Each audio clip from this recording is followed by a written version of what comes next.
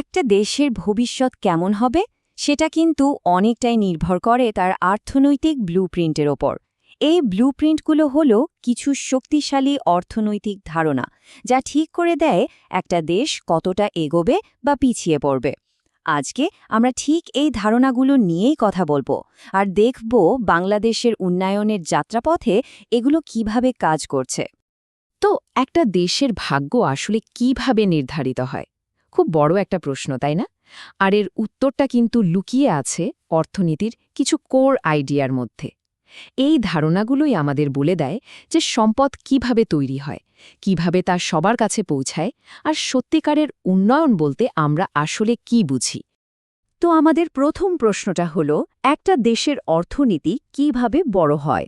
চলুন দেখে নেওয়া যাক প্রবৃদ্ধির পেছনে কোন কোন চালিকা শক্তি কাজ করে। আর এই গ্রোথের পেছনে খুব প্রভাবশালী একটা থিওরি হলো বিগ পুশ থিওরি। নামটা যেমন ইন্টারেস্টিং, কাজটাও ঠিক তেমনই, মানে একটা বড় ধাক্কা। এই থিওরির মূল কথাটা কি? মূল কথাটা হলো, ছোট ছোট বিচ্ছিন্ন বিনিয়োগ দিয়ে দারিদ্র্যের চক্র ভাঙা প্রায় অসম্ভব। এর জন্য দরকার একসঙ্গে অনেকগুলো খাতে বিশাল আকারের বিনিয়োগ। একটু ভাবুন তো, যদি একসঙ্গে অনেকগুলো নতুন ইন্ডাস্ট্রি চালু হয় তাহলে কি হবে? একটা ইন্ডাস্ট্রির শ্রমিকেরা অন্য ইন্ডাস্ট্রির ক্রেতা হয়ে উঠবে। এভাবেই অর্থনীতিতে একটা বড়সড় ধাক্কা বা বিগ পুশ দেওয়া সম্ভব হয়। আর সবচেয়ে মজার ব্যাপার হলো, এই থিওরির বাস্তব উদাহরণ কিন্তু আমাদের সামনেই আছে। যেমন ধরুন, বাংলাদেশের পদ্মা সেতু, মেট্রো রেল বা রূপপুর পারমাণবিক বিদ্যুৎ কেন্দ্রের মতো মেগা প্রকল্পগুলো। এগুলো সবই কিন্তু এই বিগ পুশ আইডিয়ারই এক একটা বাস্তব উদাহরণ। এগুলো শুধু এক একটা স্থাপনা নয়, বরং পুরো অর্থনীতিকে একসঙ্গে একটা বড় ধাক্কা দেওয়ার চেষ্টা।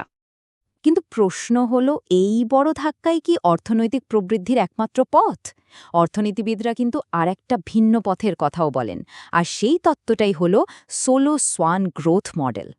তো এই মডেলটা ঠিক কি বলে? এটা বলছে, শুধু বেশি বেশি মেশিন বা পুঁজি বিনিয়োগ করলেই দীর্ঘমেয়াদে প্রবৃদ্ধি ধরে রাখা যায় না। কারণ একটা পর্যায়ে গিয়ে প্রত্যেকটা নতুন মেশিন থেকে আগের চেয়ে কম উৎপাদন আসতে শুরু করে। এটাকে বলা হয় ডিমিনিশিং রিটার্নস। তাহলে প্রশ্ন হলো, দীর্ঘমেয়াদী উন্নয়নের চাবিকাঠিটা কি? এই মডেল অনুযায়ী সেই আসল চাবিকাঠিটা হলো প্রযুক্তিগত উদ্ভাবন বা টেকনোলজিক্যাল ইনোভেশন। এর একটা দুর্দান্ত উদাহরণ হতে পারে আমাদের দেশের টেক্সটাইল শিল্প। শুরুর দিকে শুধু শ্রমিকের সংখ্যা আর মেশিনের সংখ্যা বাড়িয়েই অনেক প্রোডাকশন বাড়ানো সম্ভব হয়েছিল। কিন্তু এখন সেই একই গতিতে এগোতে হলে শুধু আরও বেশি মেশিন বসালেই কিন্তু হবে না। এখন দরকার নতুন প্রযুক্তি, অটোমেশন আর ইনোভেশন। আর এখানেই কিন্তু সোলো সোয়ান মডেলটা একদম সত্যি হয়ে ধরা দেয়। টেকনোলজি আর ক্যাপিটালের পাশাপাশি প্রবৃদ্ধির আলোচনায় সরকারের ভূমিকাও কিন্তু বিশাল। আর ঠিক এখানেই আসে অর্থনীতিবিদ কেইনসের বিখ্যাত মাল্টিপ্লায়ার ইফেক্ট বা গুণক প্রভাবের ধারণাটা। ব্যাপারটা আসলে খুবই সহজ। ধরুন, সরকার একটা নতুন রাস্তা বানানোর জন্য ১০০ কোটি টাকা খরচ করল। এই টাকাটা কাদের হাতে গেল? গেল শ্রমিক, ইঞ্জিনিয়ার আর কন্ট্রাক্টরদের হাতে। তারা সেই টাকা দিয়ে কী করল? চাল ডাল কিনল, কাপড় কিনল। ফলে দোকানদারের আয় বাড়ল। সেই দোকানদার আবার তার সাপ্লায়ারকে টাকা দিল। তার মানে সরকারের খরচ করা ওই ১০০ কোটি টাকা অর্থনীতিতে কয়েকবার হাত ঘুরে এর চেয়ে অনেক বেশি পরিমাণ আয়ের সৃষ্টি করল। এটাই হলো মাল্টিপ্লায়ার ইফেক্ট বা গুণক প্রভাব। আচ্ছা, আমরা তো অর্থনীতি বড় করার কথা বললাম, কিন্তু আসল প্রশ্নটা হলো, উন্নয়ন মানে আসলে কি? শুধু আয় বাড়লে কি উন্নয়ন হয়, নাকি এর মানে আরও গভীর কিছু?